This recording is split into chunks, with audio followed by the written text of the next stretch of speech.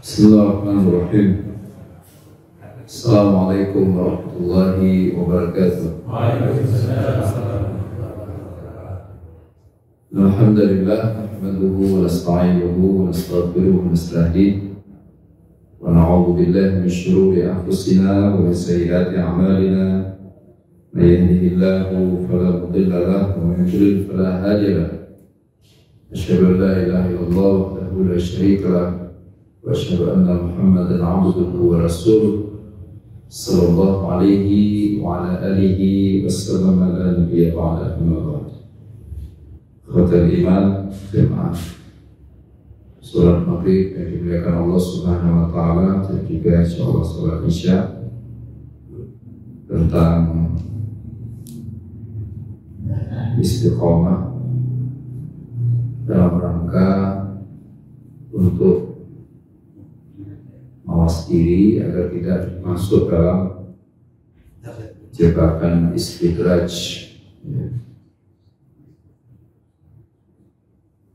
Fastaqim kama umirt, istiqomahlah sebagaimana yang diperintahkan. Jadi istiqomah itu tidak sebagaimana yang kita definisikan atau yang kita inginkan atau yang kita asumsikan, tapi sebagaimana diperintahkan.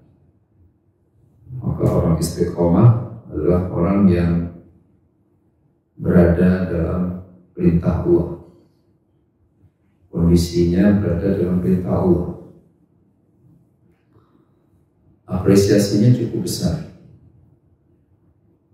Innal ladzina qalu rabbunallah tsumma istaqamu tatanazzalu 'alaihimul malaikatu alla takhafu wa la tahzanu wa abshiru bil jannati allati kuntum tu'adun. Sesungguhnya orang-orang yang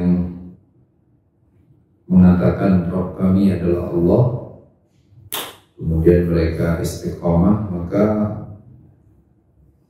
mereka akan didatangi oleh para malaikat silih berganti. Kemudian mereka tidak perlu takut, tidak perlu cemas, dan mereka mendapatkan kabar gembira bahwa akan dimasukkan ke dalam surganya Allah Subhanahu wa ta'ala. Alhamdulillah, kita ingin melihat seperti apa penjelasannya orang istiqomah itu gak punya rasa takut, gak punya rasa cemas, gak khawatir penyakit takut atau persoalan rasa takut, rasa cemas itu sesungguhnya yang mewarnai kehidupan ini sebenarnya. Ini kenapa orang sudah cukup kaya, punya banyak harta, tapi masih bekerja, sibuk? Jawabannya takut, ya kan? Takut nanti anak saya meniru gaya saya yang malas, maka dia tetap bekerja. Kenapa seorang presiden kemana-mana tetap berpakaian rapi, nggak urak-urakan? Karena takut nanti tidak dihargai oleh rakyatnya. Kita juga ke masjid karena takut neraka. Ya. Jadi kehidupan ini banyak sekali diwarnai oleh rasa takut, cemas, khawatir, dan sebagainya. Udah aki-aki, rambut putih, tulang rapuh, masih goes. Takut apa? Takut sakit. Ya, ngantuk banget, udah malu, tetap aja keluar rumah ngopi, takut ditinggalin teman. Ya, padahal seru banget nonton bola, tiba-tiba baru set pertama pulang, takut istri. Jadi kita takut terus itu hidup. Kalau kita sadari, naik kendaraan pakai helm, takut ketabrak, kena kepala. Ya, bensin masih setengah tangki, isi lagi, takut nanti habis bensin. Hidup penuh dengan rasa takut. Emang beneran lapar? Enggak kan? Tapi ngapain makan malam? Takut nanti tengah malam lapar, bisa tidur. Takut terus. Beli jam, nyalain alarm, pasang reminder, takut gak bangun subuh. Takut mulu. Takut terus. Nah, rasa takut ini kalau nggak terkendali mengerikan. Hidup dalam rasa takut itu kayak orang sakit jiwa itu.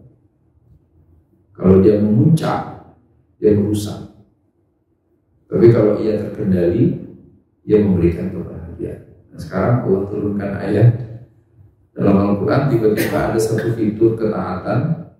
Kalau itu diseriusi, kita akan kehilangan rasa takut. Ala takhafu wa la tahzanu. Ya. Nggak ada takut lagi, nggak ada cemas lagi. Apa itu? Istiqamah. Nah, sekarang maka kita perlu bahas apa itu istiqamah. Kok bisa istiqamah itu menghilangkan rasa takut? Jadi akhirnya melakukan sesuatu nggak lagi karena takut-takutnya ini, takut tua, takut sakit, takut. Enak sekali kalau hidup itu sudah lepas dari rasa takut yang nggak perlu. Yang pertama, istiqamah itu adalah tentang tujuan. Makanya ihdina as-sirat al-mustaqim. Tunjukilah kami ya Allah jalan lurus yang diistiqamahi. Tujuan kita harus satu saja, mendapat ridha Allah, menjadi penghuni surga di akhirat. Jangan nambah-nambah tujuan. Wajib istiqamah tentang tujuan. Nambah tujuan biar nanti kalau saya mati anak-anak menikmati warisan. Udah, kerja habis-habisan, tidur nggak enak, makan nggak enak, berantem sama saudara kandung, biar dia dapat warisan, biar nanti bisa diwariskan lagi ke anak-anak. Ya, was-was terus, nabung sekian rupiah, tiba-tiba segala harga barang naik. Ya Allah, ini cukup gak ya kalau saya mati buat anak istri saya? Fokus surga, hilang rasa. 30 tahun pernah bunuh orang, mabuk-mabukan, jadi bandar narkoba, dapat dakwah, dapat hidayah, tobat. Kalau emang tujuannya surga, nggak perlu takut sama sekali. Kenapa? Langsung diampuni kan. Yang penting dia nggak balik lagi ke kejahatannya. Tobat Rasul. Itu kan enaknya Allah, benar kan? Itu baiknya Allah. Nggak usah sok-sokan kita baik banget melampaui baiknya Allah. Nah, anak kita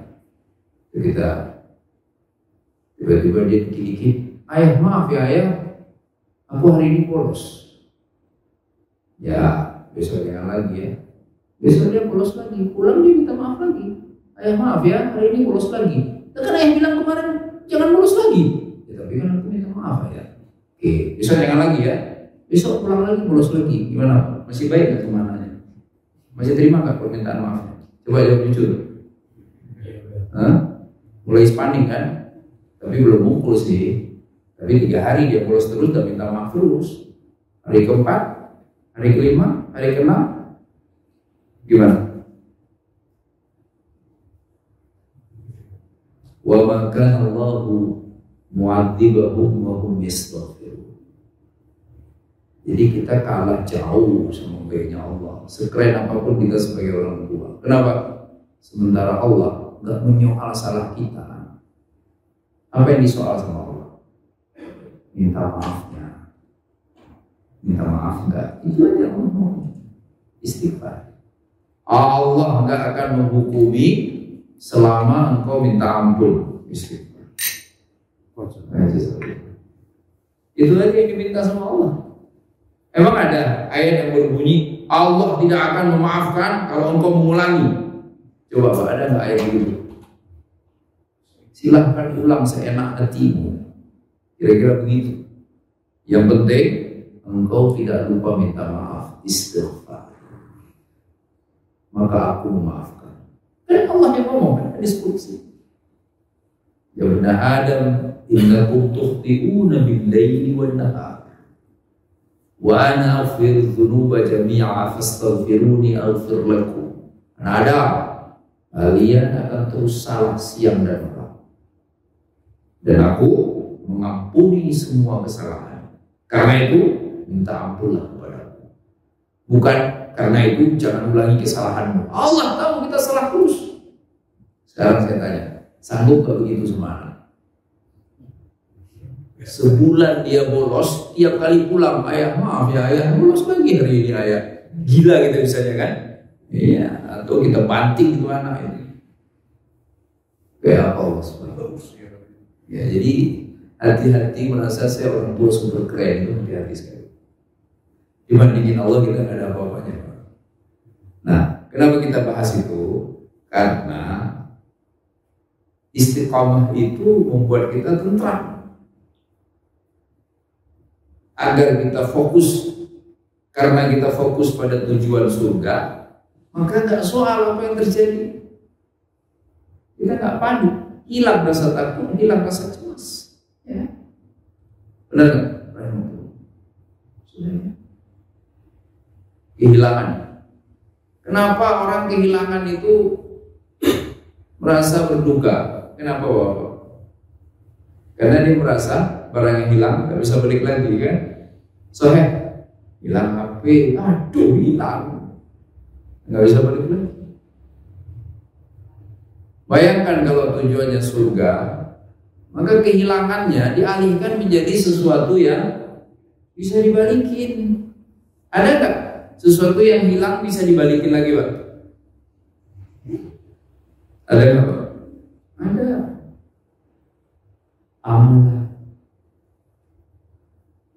Amalan, perbuatan. Ya Allah, bangun azan subuh, hilang kesempatan sholat malam. Tenang nggak? Tenang. Merasa kehilangan itu. Kenapa?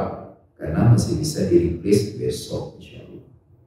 Masih bisa di-replace dengan sedekah, dengan zikir, dan macam-macam.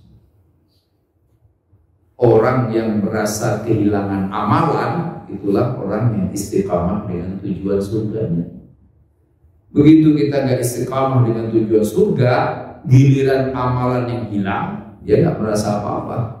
Gak merasa kehilangan, dia selalu merasa kehilangan kalau yang hilang itu benda.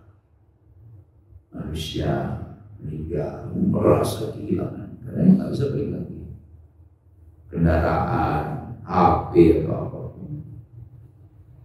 Ya, makanya yang istiqamah dengan jannah telat bangun malamnya mungkin agak nggak enak perasaannya. Tapi karena Allah Maha Baik, Rahman Rahim, maka dia langsung bisa menunaikan ibadah yang lain.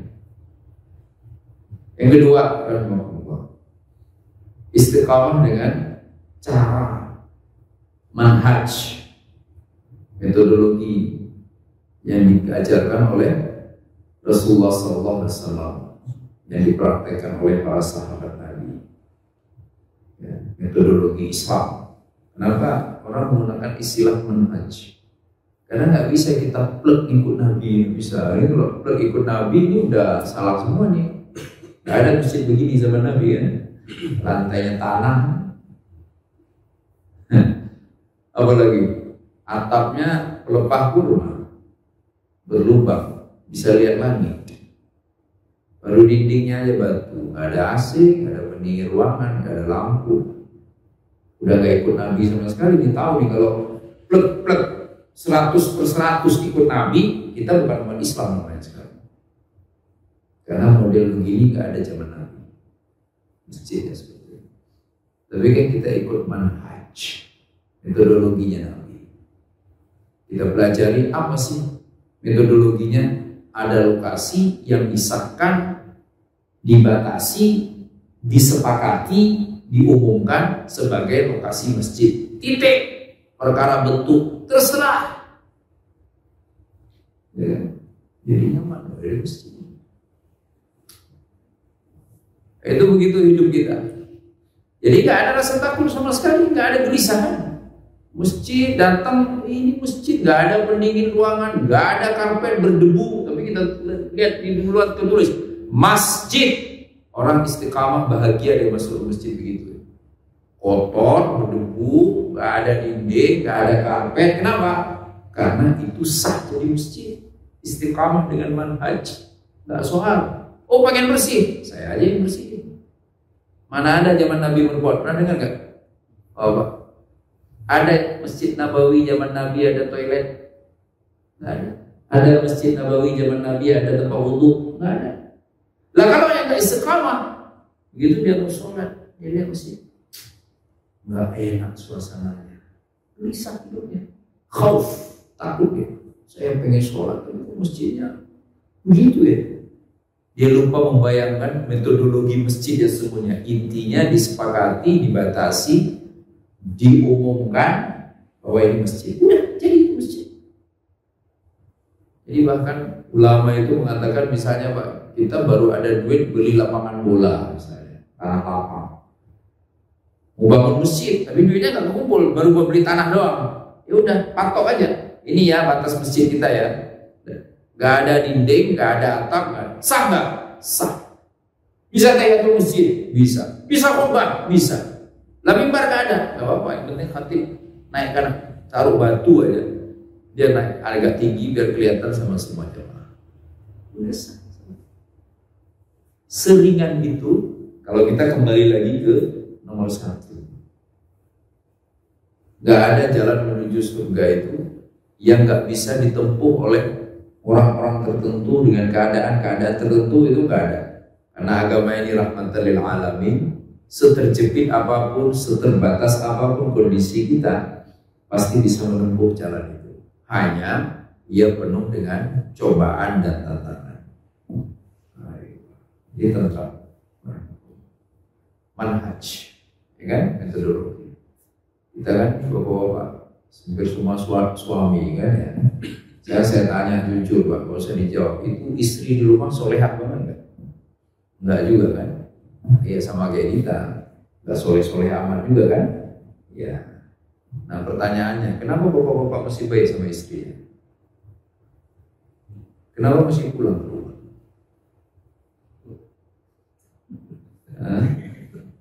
Pengen ke surga kan? Manhajnya begitu, caranya begitu dari Nabi. Pokoknya begitu jadi suami, mas'ulun ar-ra'iyati, bertanggung jawab atas keluarganya. Maka orang soleh itu berani mengatakan peduli amat dengan keadaan istri dan anak-anakku. Yang penting aku menunaikan kewajibanku sebagai suami dan ayah. Itu dari Allah. Jadi nggak ngaruh. Istrinya jadi aneh, dia tetap baik. Anaknya jadi aneh, dia tetap benar. Itu loh istiqomah. Dan ini bisa dihubungkan dengan semua jenis aktivitas yang kita lakukan dalam hidup ini. Bisa bermasjid, bermasyarakat, berbangsa, bernegara, berkarir, dan semuanya. Jadi kalau ada pertanyaan sekarang, kenapa ya? Kan banyak pertanyaan itu bermunculan. Kok kita yang tadinya baik-baik aja, sekarang tiba-tiba semua orang terbawa arus kemungkaran, terseret arus itu. Kenapa orang terseret? Karena mereka nggak pernah istiqamah dengan manhaj, cara. Akhirnya mereka terbawa keadaan dengan mengatakan, kalau saya tetap baik dalam kondisi ini, itu namanya bunuh diri gitu. Padahal enggak. Kalau dia ingat rumus pertamanya, nomor 1 dari istiqamah itu adalah dengan tujuan, maka dia harus aware soal rute. Ya Allah, kita nggak mungkin sembarangan membeli rute untuk tujuan yang sudah kita putuskan. Benar nggak? Mana ada orang gila kali dia mau ke Aceh naik pesawat ke Papua, gila nggak Pak? Dengan alasan apa? Masuk saya terbang ke Aceh, udara lagi buruk di sana, mending saya naik ke Papua aja dulu. Itu kira-kira masih waras nggak Pak? Itu yang terjadi hari ini kan. Kalau ditanya mau kemana Bang? Surga lah. mati masuk surga. Tapi kenapa abang belok ke neraka terus? Surga ujiannya lagi berat. Mengarah ke neraka dulu aja lah. Itu terjadi akhirnya di banyak tempat itu seperti itu. Ya.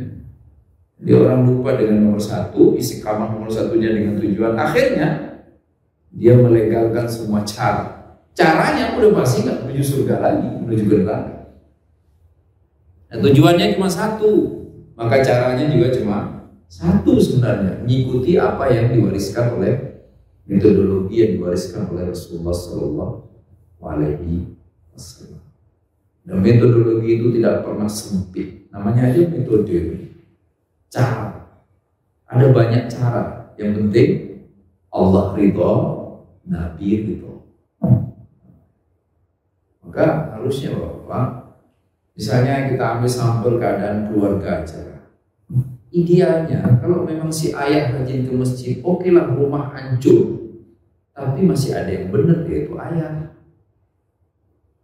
Idealnya kalau si emak masih ngaji, ikut tahsin, ikut ngaji macam-macam, rumah hancur, si emak masih benar karena masih istiqomah dengan cara. Idealnya, ayah emak gak benar, anak-anak masih ada yang ngaji, maka anak masih benar. Tapi kan hal itu kadang-kadang gak terjadi hari ini. Yang benar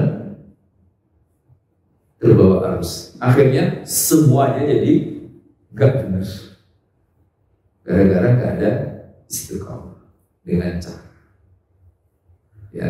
Yang ketiga, yang terakhir, istiqomah itu adalah tidak meninggalkan kebaikan yang sudah kita lakukan, kecuali menggantinya dengan kebaikan yang lebih baik lagi.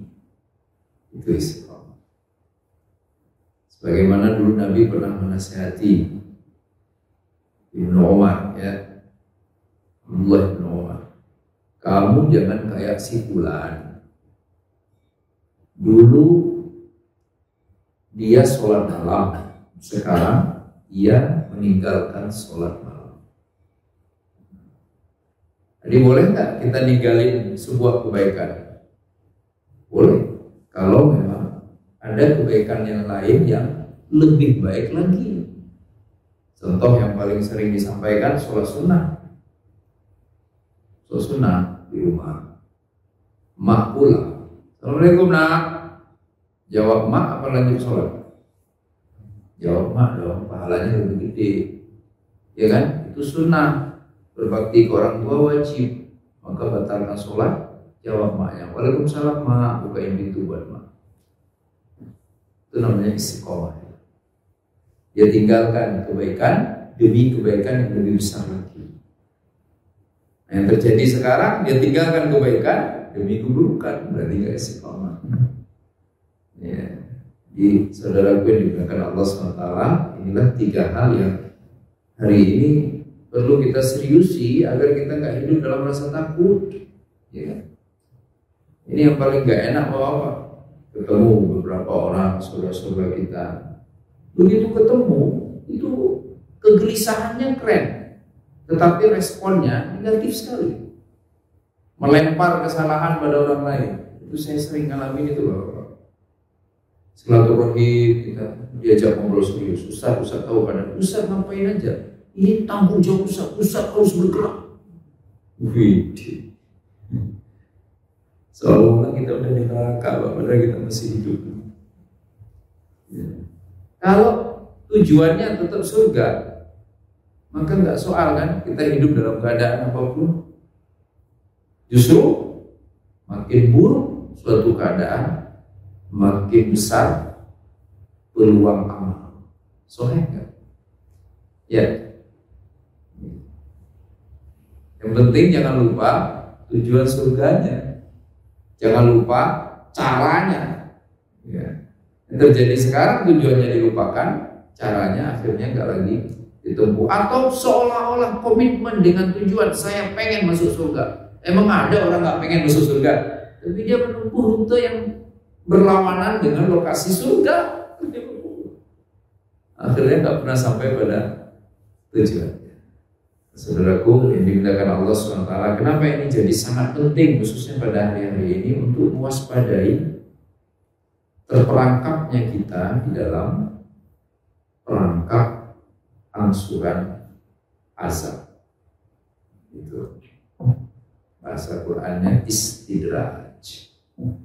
Imam Qurtubi dalam tafsir Ahkamul Qur'an menyebutkan perangkap angsuran azab itu ada 3 setidaknya. Pertama, engkau buruk tapi orang memperlakukanmu dengan baik. 2, engkau buruk tapi orang-orang tetap memujimu sebagai orang baik. 3, engkau buruk melakukan hal yang buruk tapi aibmu selalu tertutupi. Itu perangkap istidraj. Jadi semua orang yang senang sekali dengan keadaan ini kan. Oh iya, dia tahu dirinya bermasalah, nggak baik-baik amat, tapi selalu diperlakukan dengan baik oleh orang lain. Dia malah apa? Ujub, takjub dengan dirinya sendiri. Saya dimuliakan ya sama orang. Padahal dia masuk dalam perangkap istidraj, angsuran azab. Atau dia buruk, dia tahu nggak benar, tapi kemana-mana dipanggil yang mulia, yang terhormat, ujub lagi dia.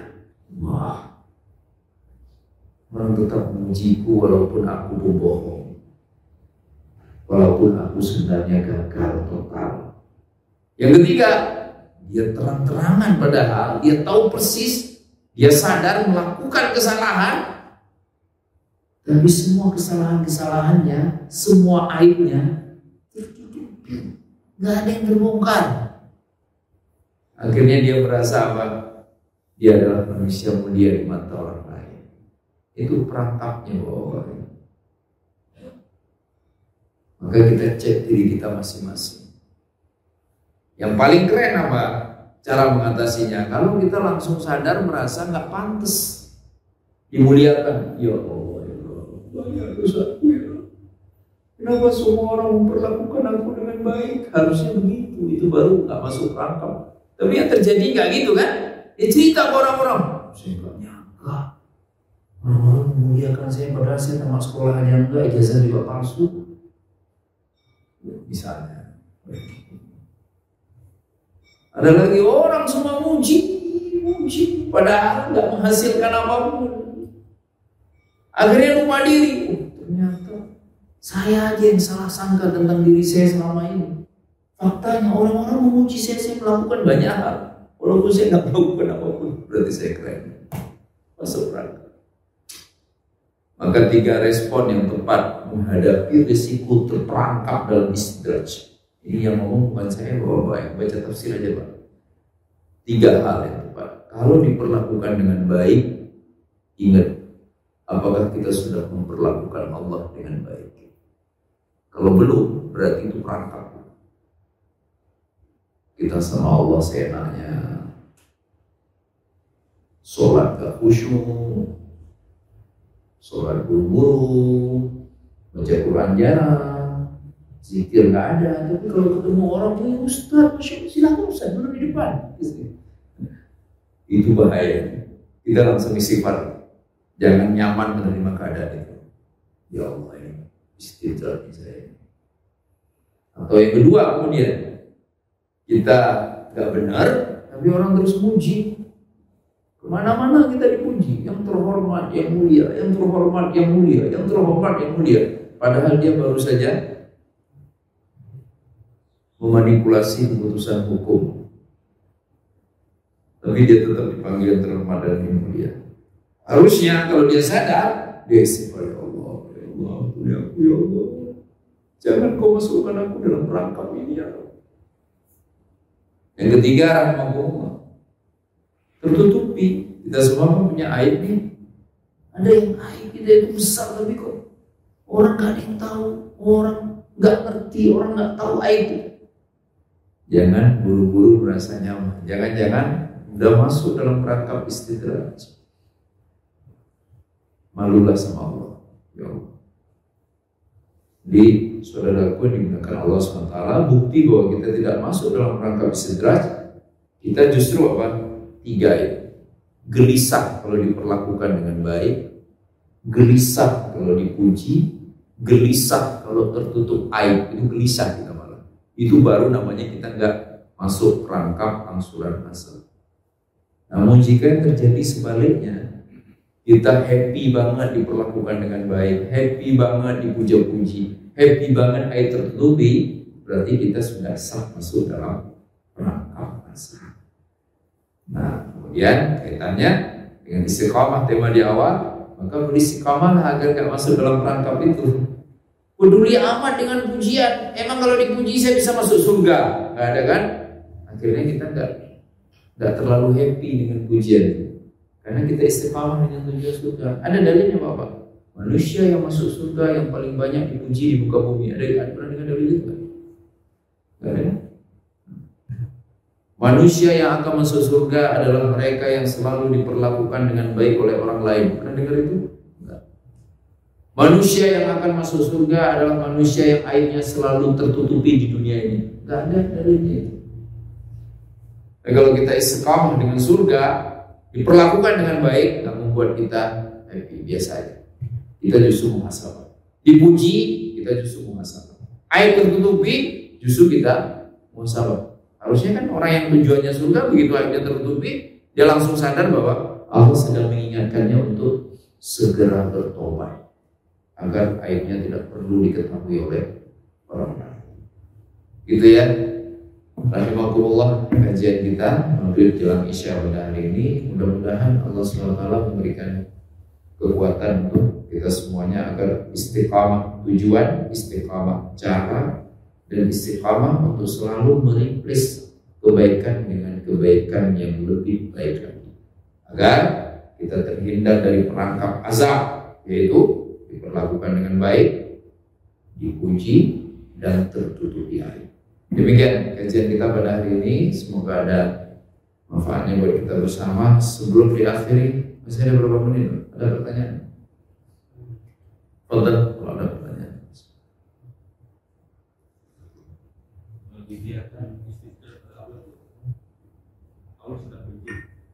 Kenapa?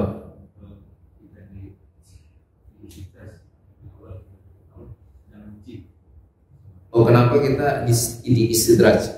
Oh, dalilnya dalam Quran itu ada setidaknya 2 ayat. Al-A'raf 182 dan Al-Qalam ayat 44. Kalau di Al-A'raf bunyinya walladzina kadzdzabu bi ayatina sanastadrijuhum min haitsu la ya'lamun. Mereka yang mendustakan ayat-ayat kami. Jadi itu penyebabnya kenapa seseorang diistidraj, menyepelekan perintah Allah, menyepelekan larangan Allah. Tanda-tanda kebesaran Allah disepelekan. Jadi jangan sepelekan tanda-tanda kebesaran Allah, Bapak. Yang kita pernah bahas di sini, jangan ragu-ragu untuk dikit-dikit bawa-bawa nama Allah, jangan ragu-ragu, Bang. Biar kita nggak masuk kategori orang yang menyepelekan tanda-tanda kebesaran. Contoh apa? Bisa duduk begini, Pak. Nanti kan pulang, dari bilang, yang kuat banget ngaji masih bisa duduk. Bukan yang kuat, Allah masih kuatkan Eyang. Jadi nggak perlu si Eyang begitu kata cucu, Eyang ngaji, duduk sejam, kuat. Iyalah orang yang masih olahraga, itu udah lupa tanda-tanda Allah berarti. Bawa-bawa Allah lah, Allah yang kuatkan Eyang. Ajak cucu ke kebun, ajak cucu ke kebun sawit, ke apalah.